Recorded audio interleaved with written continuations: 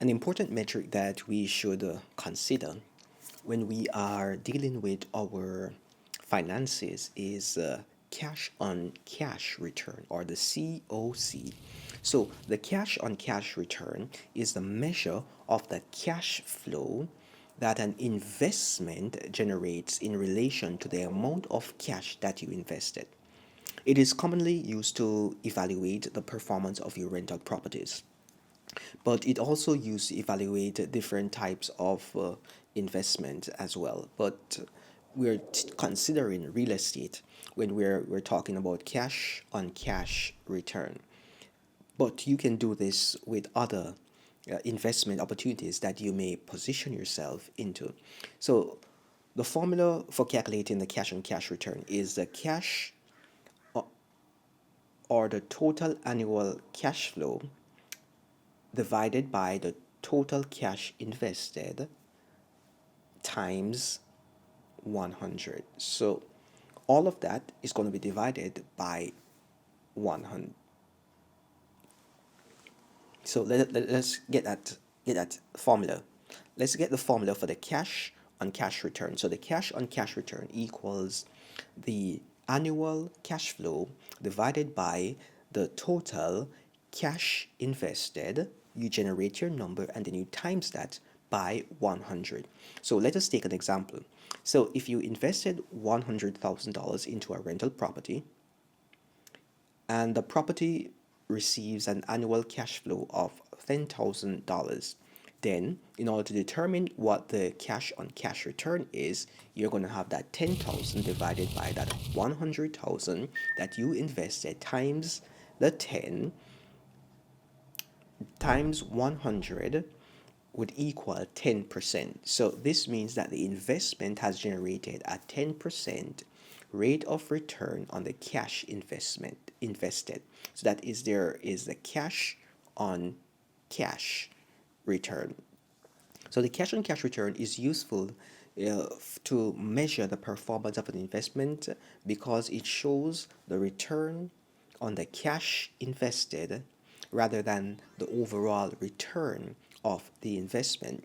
This can be helpful for comparing investment with different price points or for evaluating the potential return of an investment before it is appreciated in value. So you want to know, if you're thinking about buying property A, property B, property C, and you already know how much you're going to invest in property A, property B, property C based on the price that they want, you have to know how much will you be getting on that investment. So based on your cash on cash return, the one that has a higher value would be the one that you would move into selecting to enjoy, because you want the best return or the best bang for your bucks. All right, so that there is a cash on cash return. All right, so there's another form of return that we like to consider, especially when we're dealing with business and we're dealing with our family life. And we call it the ROE, which is return on equity. And many persons have their homes, many persons have their different asset classes, and they may have equity in those assets. So the amount of money that you basically have invested and you're able to draw out based on the current value is your equity. So if you bought a house for 100,000, you did not use our method and pay cash for that house, then guess what's going to happen? You may have paid $20,000 on the house in terms of all the fees and everything that goes into that house to secure it, and $20,000 exists in that house, but the house is valued $100,000. You there has that $20,000 equity in that house, but whosoever you borrowed the money from has the next 80% equity, and they can always take over your 10%, your 20% that you have in that house. So you have to just understand that, and that there is safe to a degree, but it is not safe, especially when dealing with people that you don't trust. And that is why it is always ideal that you only do business with people that you trust, because you can always lose friend, damage relationship when you start talking about business and start talking about money. Only do business with people that you trust.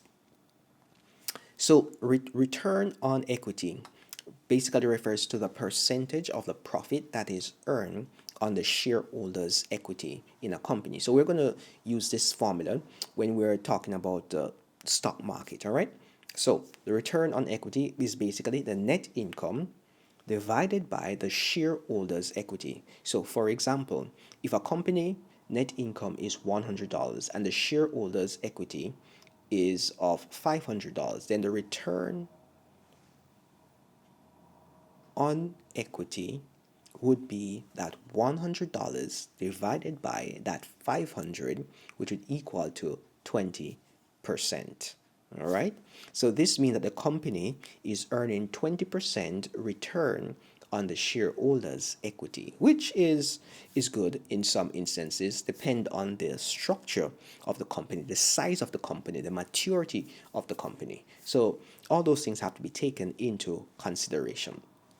This information that we're giving you is so that you can position your mind to understanding financial concepts, so that you are more in a state of financial literacy. So that's when we start positioning you to take certain steps, you will not be lost as to where we're going. All right.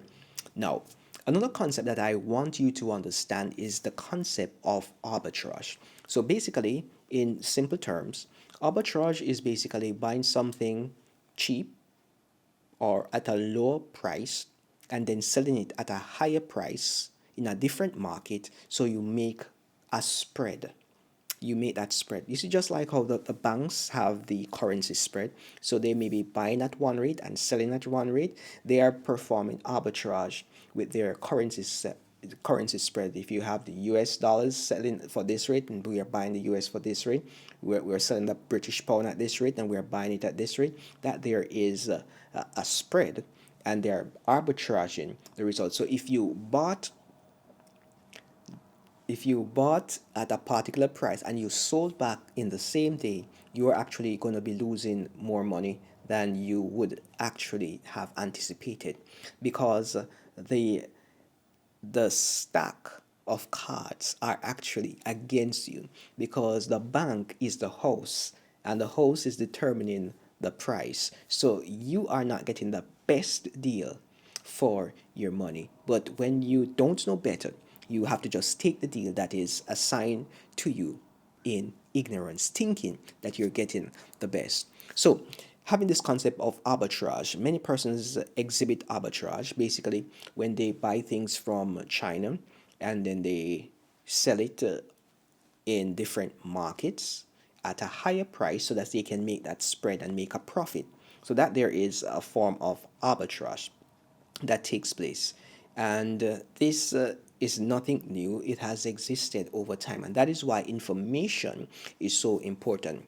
So let us get into the structured definition of arbitrage. It says that arbitrage is the practice of taking advantage of the price difference of two or more markets.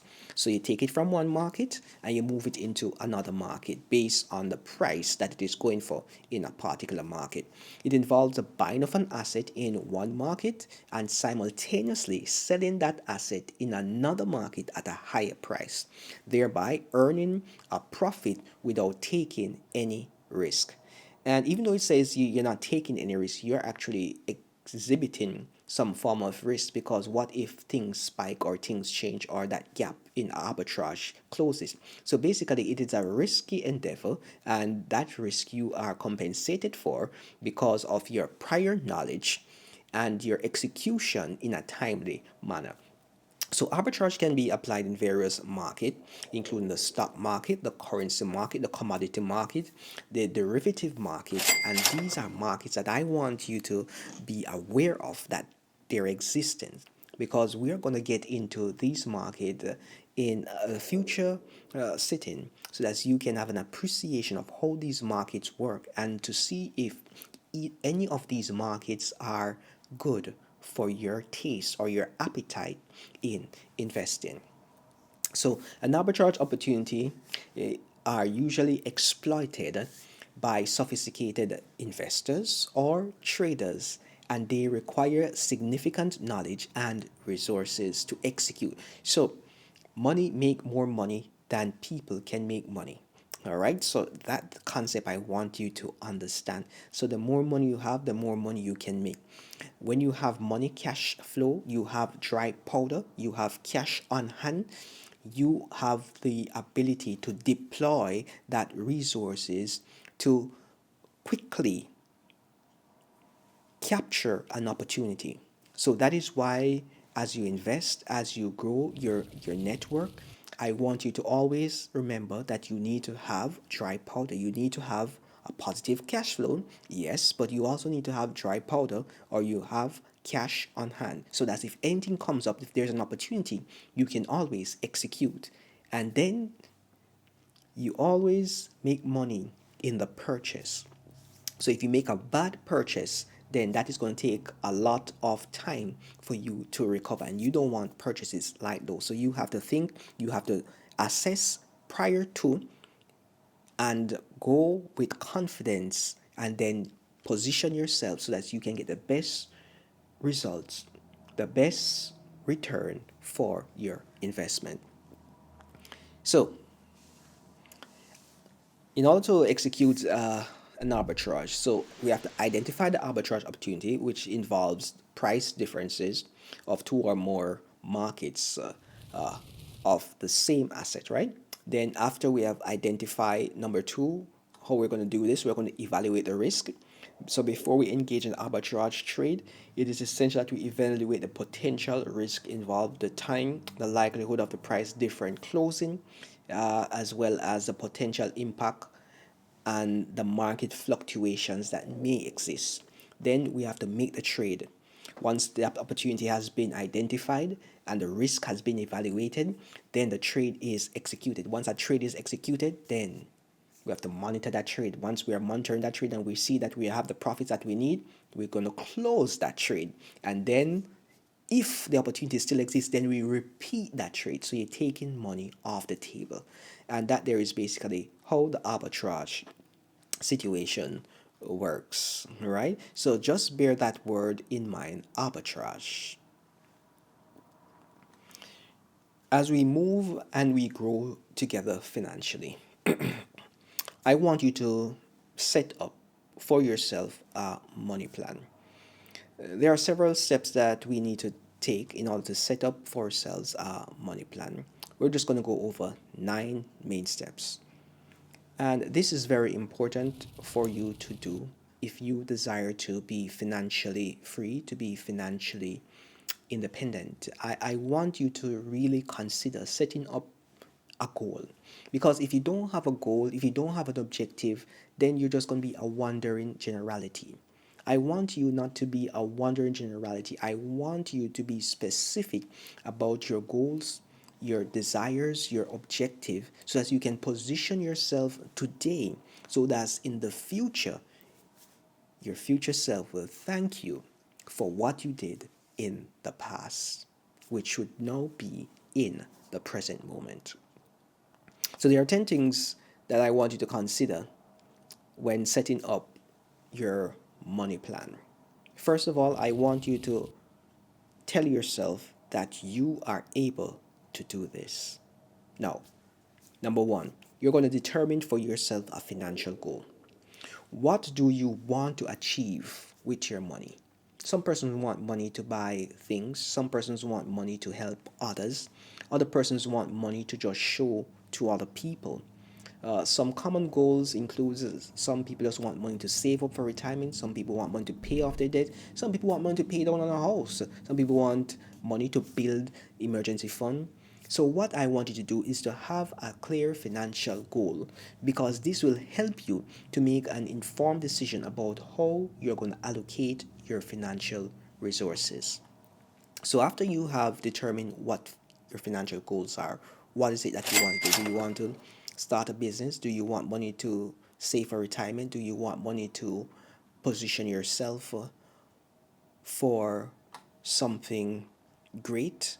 What is it that you really want? Do you want money to do estate planning? What is it that you really want the money to do? Once those have been identified, I want you to move to the step number two, is assess your financial situation. So in order to assess your financial situation, you have to know where your cash flow is, where your income is coming from, where your expenses are, and you need to know your DTI, you need to know your network.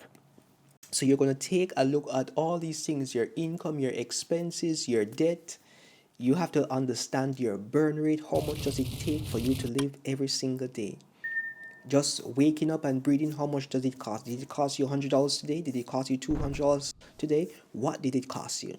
This will give you an idea as to how much money you have available today. And once you know how much money you have available today, you can determine how much will you need depending on how long you desire to live. And remember, you don't want to be selfish and thinking about yourself only. So if you are a single person right now, you will not be single for the rest of your life. So you have to think about a family of maybe 10 persons minimum in your family. You may not have 10 children or 9 children, but think about a family size of 10 people that you have to take care of.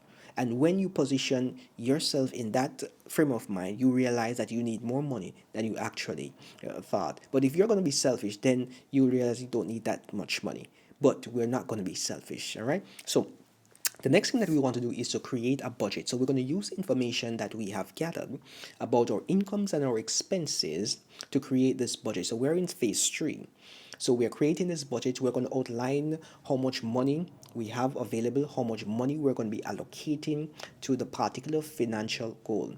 And this budget can help us to track our spending and to make a proper allocation so that our financial resources can be accountable.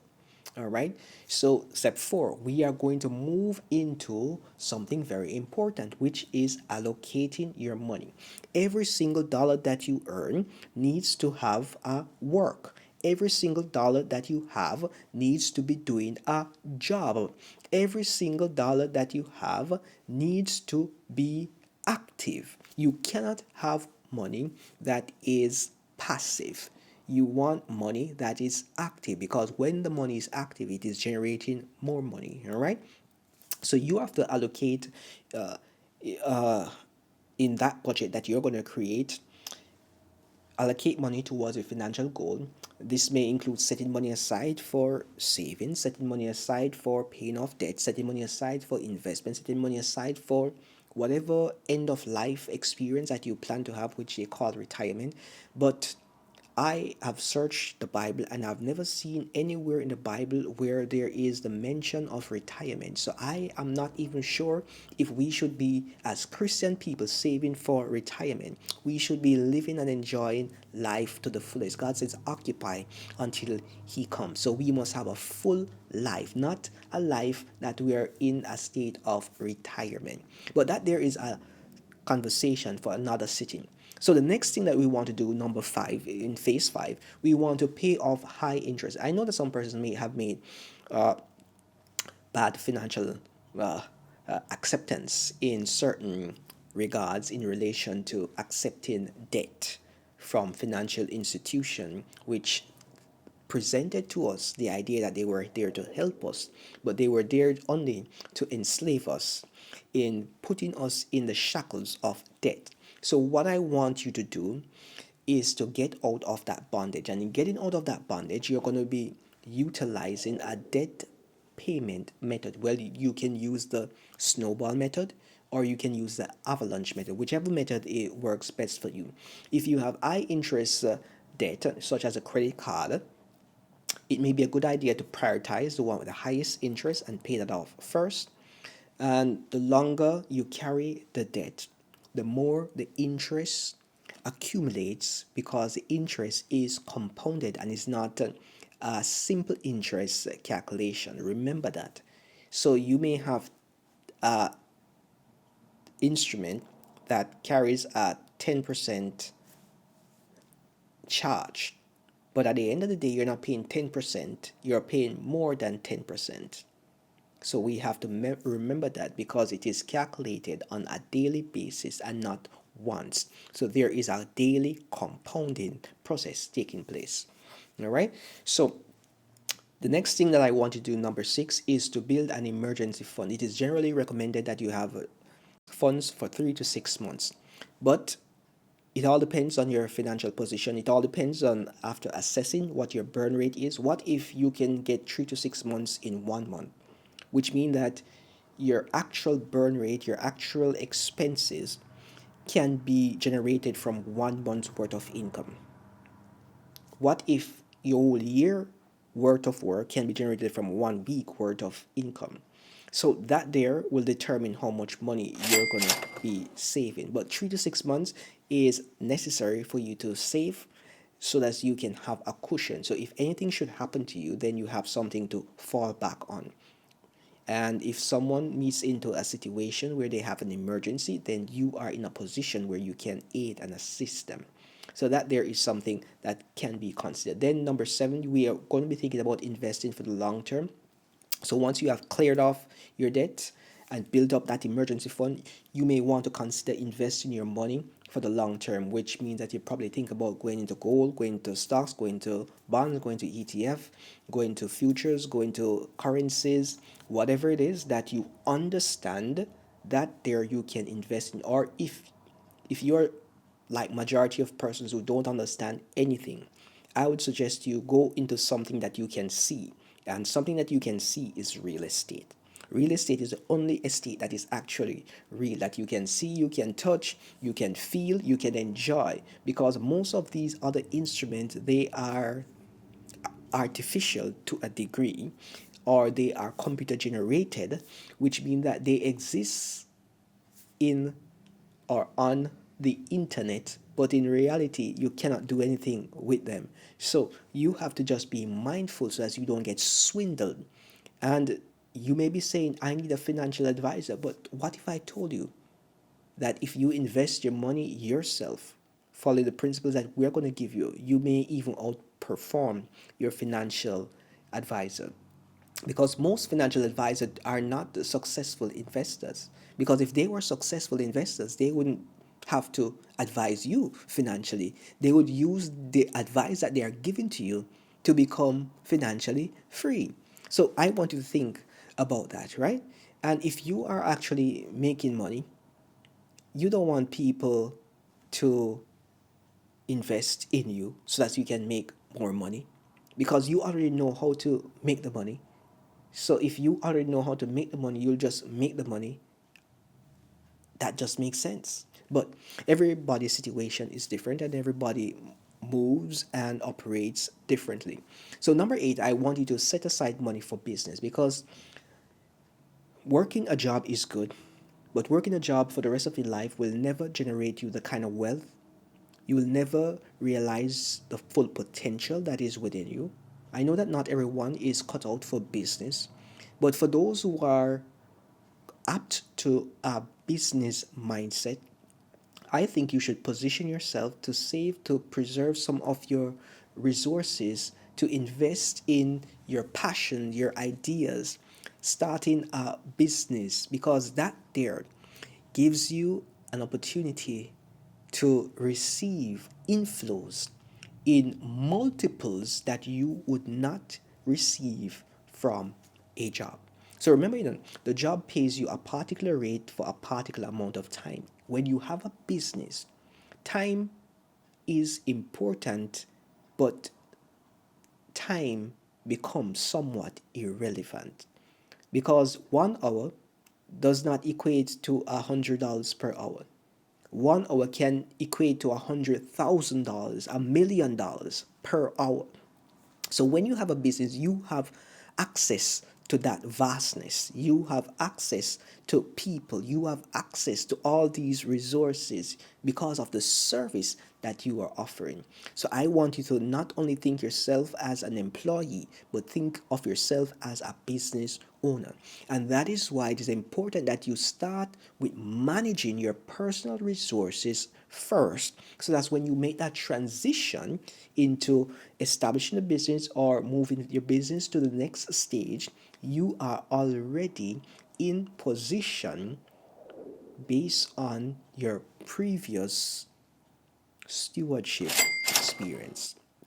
Then number nine, the number nine thing, or the step number nine, is to review and adjust your plans regularly. It's important that you review and adjust your plans on a regular basis because dynamics may change, situations may change, things may shift, and we know that the market sometimes can be tricky, and we have to be able to pivot. And that is where, being a business minded individual, you can see opportunities, you can pivot at different intervals so that you can make the best of whatever opportunity is given to you. So you may need to just make some minor adjustments with this plan, but these are just the basic steps that I want you to think about as you position yourself towards a financial future that is in your best interest. So now let us do a quick revision of the 10 steps that I want you to take in setting up your financial money plan. All right, so you're going to, number one, determine your financial goals. Number two, you're going to assess your current financial situation. Number three, you're going to create a budget. Number four, you're going to allocate your money. Number five, you're going to pay off your high interest debt. Then number six, you're going to build an emergency fund. Number seven, you're going to invest in things for the long term. Number eight, you're going to set aside money for business opportunities. Number nine, step nine, you're going to review your plan occasionally. And number 10, please go ahead and execute. A very important concept that many persons fail to understand is budgeting. It is important to track your expenses and create a budget to ensure that you are spending your money wisely, in alignment to your goals, in alignment to your objective, in alignment to the direction that you have agreed to. There is no one size that fits all when it comes on to budgeting, because you have different needs, you have different needs, you have different needs, we all have different needs. And when we all have different needs, we all have different desires, it means then that we are positioning ourselves in such a manner that is in alignment with our objective. It means then that we need to set an objective. And in setting an objective, the first thing that we can do is to assess where we are. So we need to know how much money is coming in. We need to understand our income. And then we need to figure out our expenses. The income should be simple for many of us to figure out. We have our regular 9 to 5 job. We may have our extracurricular activities. We may have our investment. We may have our real estate. We may have our interests. We may have royalties. We may have patents, trademarks. We may have all these things that generates a cash flow to us. But we need to also consider our expenses. So here are a few factors to consider when determining how much money of your income is going towards your expenses. Because when you have the inflow, you have that determined. You need to know how your money is going out. There are different types of expenses that I want to bring your mind to. There is a fixed expense, there's a variable expense, there's a savings and debt payment expense, and then there's a flexible spending expense. All right. So those are the expenses that we're going to be dealing with today. So the fixed expenses are those expenses which remains the same every month. As the term indicate, it is fixed. So if your rent is $50 this month, next month it's $50, your car payment is $50, it's $50, then your insurance is $10, it's $10 this month, $10 next month. The expense should factor into the budget, that those that are fixed should be factored into the budget and adjusted accordingly.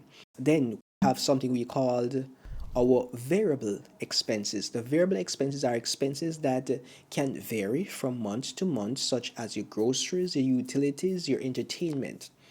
And when you're in certain areas, your groceries may fluctuate based on the season. If you're in a colder climate, when the time is colder, the exotic fruits, the citric fruits, those fruits are usually at a higher markup in the colder temperature. But in summer, those fruits are at a lower price point. So those things have to be considered. Then we have the inflation factor that is taking place, where what the input costs to produce the same thing that you were enjoying yesterday has increased. And that increase now is passed on to you as the consumer. Your utility bill, different areas have different billing cycles in which at different time of day the usage increases or decreases, and the rate also increases and decreases based on the time of day. So that has to be taken into consideration. Your entertainment, different shows cost different amount of money. The expenses should be budgeted for the next, as they can be adjusted based on your income and your spending belt, right? So these expenses exist, variable, but if you can avoid some of them, then avoid as many as possible. Now we move into savings and debt payment. After budgeting for your fixed and your variable expenses, it is important to allocate money towards savings and debt payment. These include the contribution that you are going to make towards your emergency fund, saving for your end of life experience, or paying off high interest debt. I suggest you to pay off your high interest debt while you're saving for your emergency fund. And then you can consider your end of life experience after all of that is taken care of. I don't know if you understand what freedom is like, not having any debt being shackled upon you. When you're in that state, you have the pleasure of enjoying the freedom that comes without having to be considering every single month monthly payments. That there is freedom that I want you to experience. Now, let us consider flexible spending. So, flexible spending portion of our expenses basically is any amount of money that is left over after budgeting for the fixed, variable, and saving debt repayment expenses that can be considered for flexible spending. This can be used for discretionary spending, such as dining out or to purchase those things that you so desire, that you want but you don't really need, but you're going to purchase them anyway. So those are things that can be considered when we're dealing with our budget. But this there may seems a little bit complex, even though it has four types of expense classes. But as you move along, different situations may be ideal or more suitable for you based on your income level, based on your burn rate, how much money it costs you to stay alive every single day. So those different dynamics do play a factor into how you budget your money. So what I want you to keep in mind when you're creating a budget is simple. But in order to get the budget up and running, you first have to be honest with yourself. Write down on your paycheck how much money do you have coming in. Then you're going to have to write down every time you spend money on groceries, every time you spend money on buying gas, on the taxi fare, whatever it is that you spend money on eating out, on lunch, whatever it is that you spend, a baby formula, whatever it is that you spend the money on, I want you to document it. And if you can document it, you can see where your money is going, what you spend on your rent, what you spend on your mortgage, what you spend on your light, what you spend on your internet. So you can know exactly where your resources are leaching to.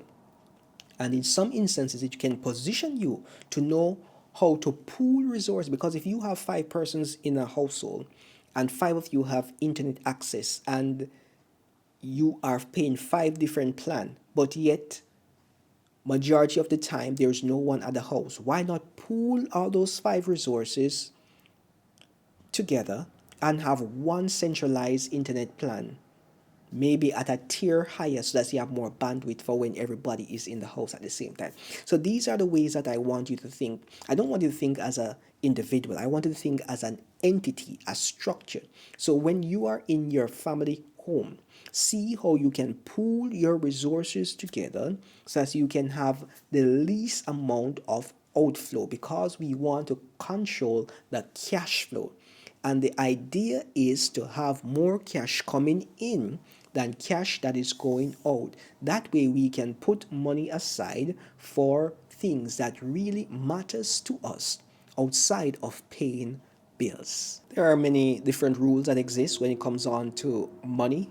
We call them the money allocation rules. So some persons allocate their money differently, but each rule has its place. So you have to determine which rule suits you, suits your lifestyle, and is appropriate for you. So one of my favorite rules is the rule of 72. The rule of 72 determines how long it takes for an investment to double. Yes, you heard that right. How long does it take for investment to double? I like when my money doubles. We want a double double. Yes, that is exactly what we desire. So, for example, if you expect an annual rate of return of 8%, it will take you approximately 9 years for that investment to double. And how did we get that 9? So we have the rule of 72. So we have 72 and we divided by the interest rate, which would be the 8. So 72 divided by 8 basically gives us 9. So within 9 years, guess what? Your money would be doubled. But if you want your money to be doubled faster, then you can increase the interest rate. And then guess what? It will double faster. So it's the same principle that applies when you take out a mortgage. Do you know how many times did you buy the house that you took a 30-year mortgage for? If you have a 10% interest rate, you took a 30-year mortgage, the amount of time it would take for that 10% interest rate mortgage that you took to double at based on the rule of 72 is 7.2 years, right? 7.2 years. Then we have a 30-year mortgage. So how many houses did you actually buy the bank before you paid off for your house? So now you understand what does that mean. So interest can work in your favor and also against you, but depends on where you are on the spectrum, whether you are the borrower or you are the lender. If you are the lender, then you are in the right position. If you are the borrower, then things may not be so great for you.